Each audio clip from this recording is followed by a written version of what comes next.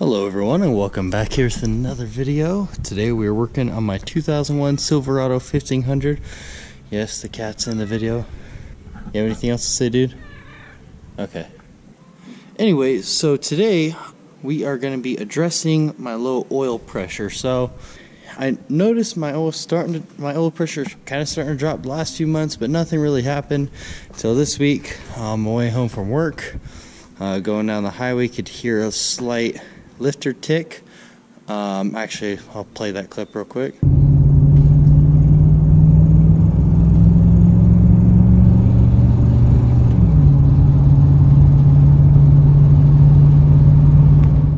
So what should be the cause of that? The sending unit is fine. So what should be the cause of that should be this little O-ring in the oil tube pickup line inside of the oil pan. So we are going to be replacing that today and kind of show you my experience when we do it.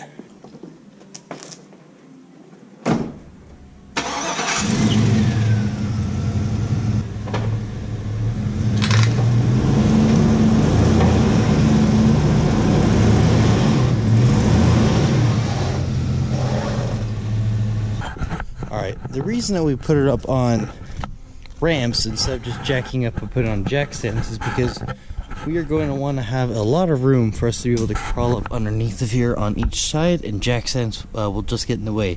You could do it with jack stands if you don't have ramps, but they will kind of get in your way a little bit. So we're going to go ahead and chalk off the back tires here. If you have a parking brake or emergency brake, engage that as well. It's broken on my truck. The cable is snapped. I need to get a new one, but for now we'll just go ahead and chalk off these tires. Alright, first things first, let's go ahead and do the easy part of this operation and get the oil out of here. Got it. Yummy.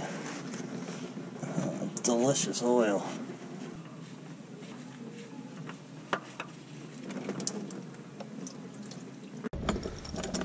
Alright, next step, we gotta remove these skid plates so we can have access to the rest of what we need to get at here.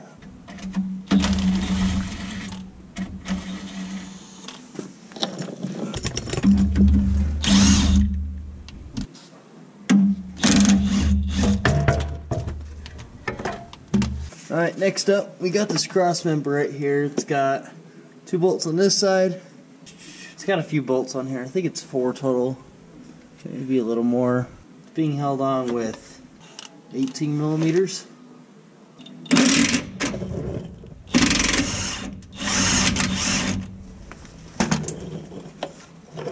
Get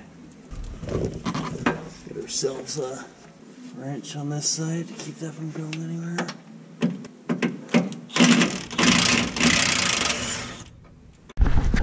Okay, well, the camera died on me, but it was these 2 bolts right here, these 2 bolts right there, and then the cross member just fell right out. Now we have access to everything else. Alright guys, I'm not going to record this next portion just to save some time in the video, but I'm going to quickly explain what we're doing here. Up here in the front end of your oil pan, there's wire harness, and right up in here there is a 10 millimeter bolt. Once you get that undone, you can just slide this whole thing to the right and it comes loose on your oil pan. I haven't got this one yet, but there is a harness holding these cooling lines and these wires. It's another bolt right up there on the side of the pan. And then I don't have a lift or anything, so I'm not removing this front differential, but we're going to remove these 2 bolts here. I believe those are 21 mils. I haven't sized them up yet, but GM tends to use that for their big bolts. And then I don't remember off the top of my head, but I think there's another one around here, maybe right up there, that I have to remove. And then we're going to just let this drop down a little bit, and we'll support it with a jack and a piece of wood. Alrighty, you guys got that dropped down a little bit. Now we're on to the fun part of this whole deal, moving all the miscellaneous bolts all over this. So you've got these two big ones attaching your bell housing to the oil pan, and then you've got a bunch lining the whole perimeter of this. They're all 10 mils lining it. The ones right here closest to the bell housing are supposed to be a little bit longer, so make sure to not mix those up.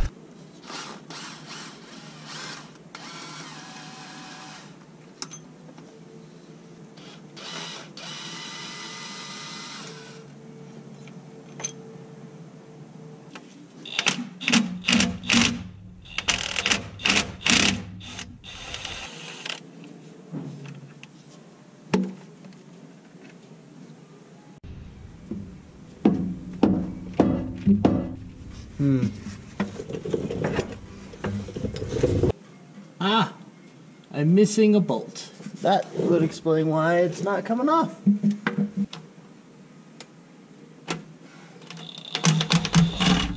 Let me just guide this guy out of here.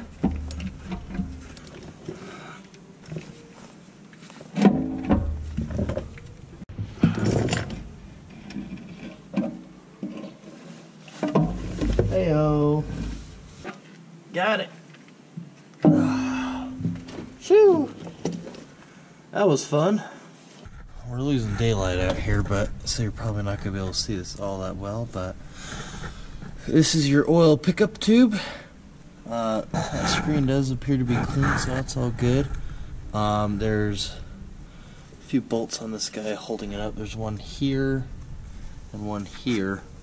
I forgot the exact size on them. And then there's one smaller one over here where our O-ring actually connects. So, and for fun, there's your dipstick too. But I'm gonna go ahead and pull those and we'll replace the O-ring.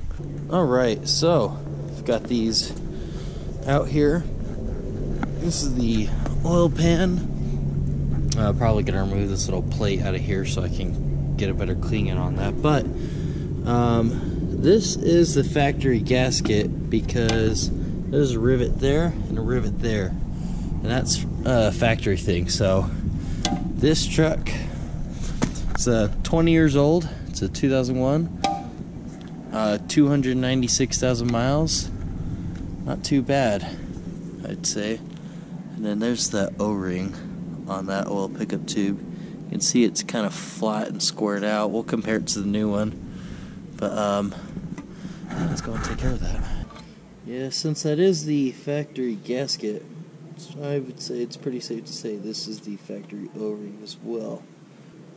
Let's go grab the new one real quick and compare them. Alright. Got a Philpro O-ring here. That's the part number there. And as you can tell, this guy's been pretty flattened out over the years. That new one's got a little bit more roundness to it. Feels a little more pliable too. Alright, before installing this, just gonna take some 5W30 because that's what my truck calls for. I mean, honestly, it probably won't matter because, well, it shouldn't matter because you're not filling the truck up with it. We're just using this to get that O-ring looped up. Slip it on there a little bit easier without damaging it, hopefully. That's the idea anyway. Alrighty, there's our new gasket. All nice and shiny, and as you can see, it doesn't have the rivet points on it.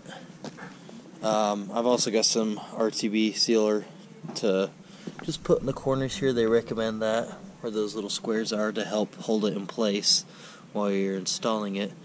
I'm not going to bore you guys with cleaning any of this up, and I kind of don't have a great angle for the camera to reinsert it, but you get the gist. We're going to clean this up and reinstall it. Alright, moment of truth. Make sure nothing blows up here.